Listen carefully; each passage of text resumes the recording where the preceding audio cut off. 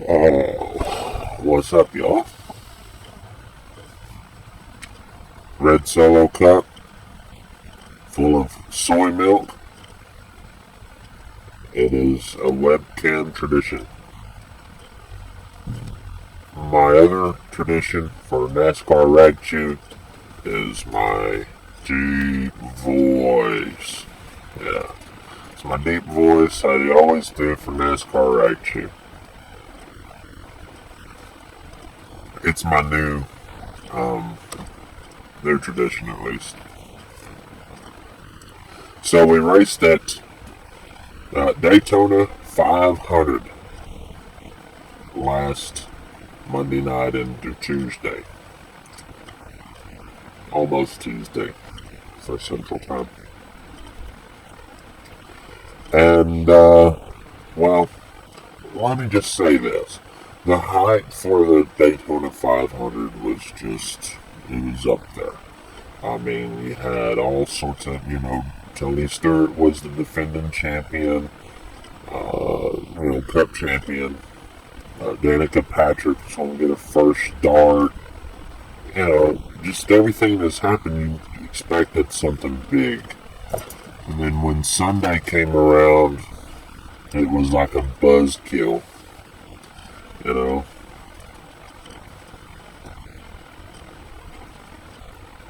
because it rained. It rained all day long in Daytona.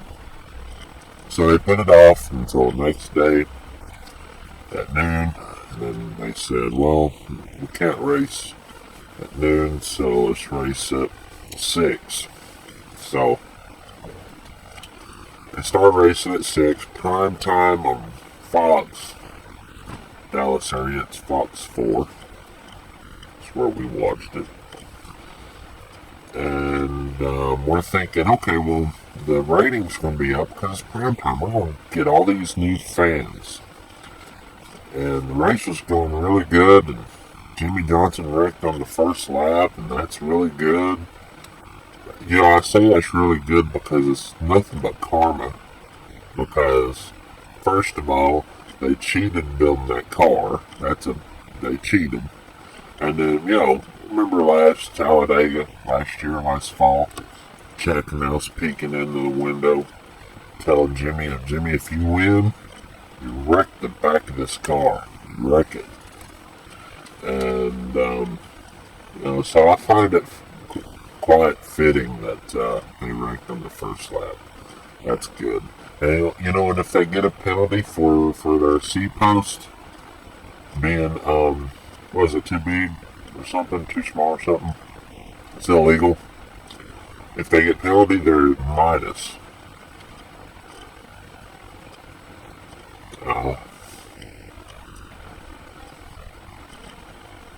They'll be in the negative. Alright, so anyways, they were racing, and they race like they always race at Daytona. Danica Patrick went out that first lap too. But the reason why Jimmy Johnson wrecked was because he was hanging around with the no talents of the world like Elliott Sadler. Elliott Sadler has zero talent in the Cup Series. In the Cup Series, he has zero talent. I didn't even know if he races back in the day, but that's been a long time ago.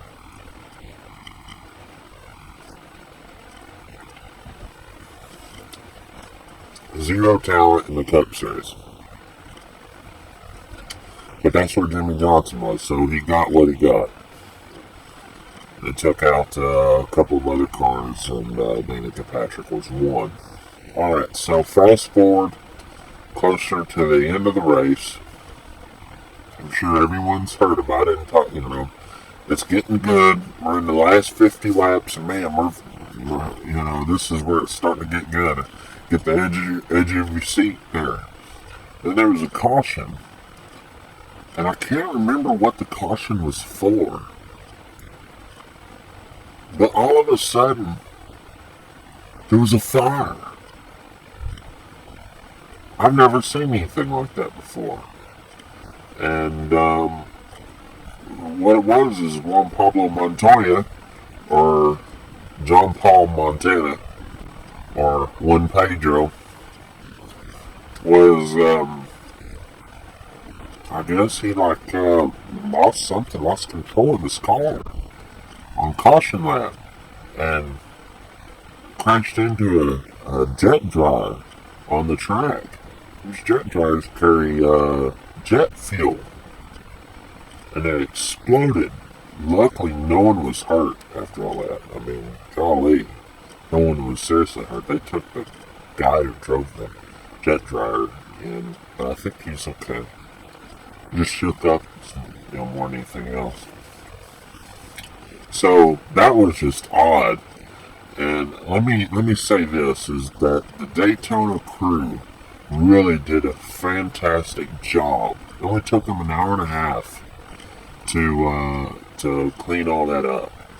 Let me tell you, if y'all have seen the footage, I'm sure my NASCAR friends here, I mean, y'all are fans, so yeah, it's unbelievable how you have the fire that hot and it does very minimal damage at all.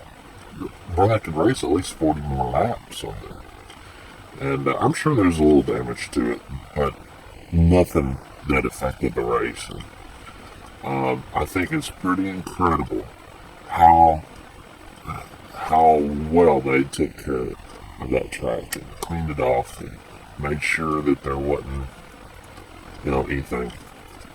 So, alright, they get going, and which, by the way, if y'all go to my Facebook page, you'll see my profile pic of the, what do you call it, NASCAR official. That was not taken by me, that was taken by Brad Keselowski, because Brad Keselowski had his phone, and so during that red flag, he was sitting there tweeting and stuff. It was pretty funny. I got his Twitter thing I was watching, so I saw a picture. Sorry, Brad, thanks.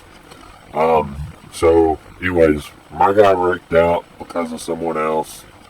Ricky Stenhouse Jr. is no talent, full of crap.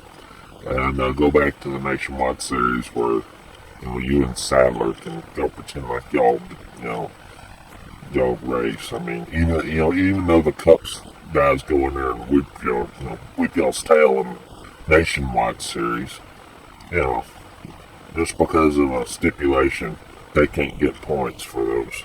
All of a sudden you think you have talent, you don't. So Stenhouse wrecked out Stewart. He still got a good, solid finish, but, we're top 12 or something like that. So, but Matt Kenseth won, the Sandman. Alright, Matt Kenseth won, no big deal. Alright, so, anyways, I was glad it was over because I was ready to go to bed. It was a buzzkill. Everything about the rain, the fire, it was all a buzzkill. This week we're going to Phoenix. Back to the meat and potatoes of the NASCAR schedule. And flat track. Well, it's not so flat anymore. Yes, it's got a little bit more bacon. They messed it up.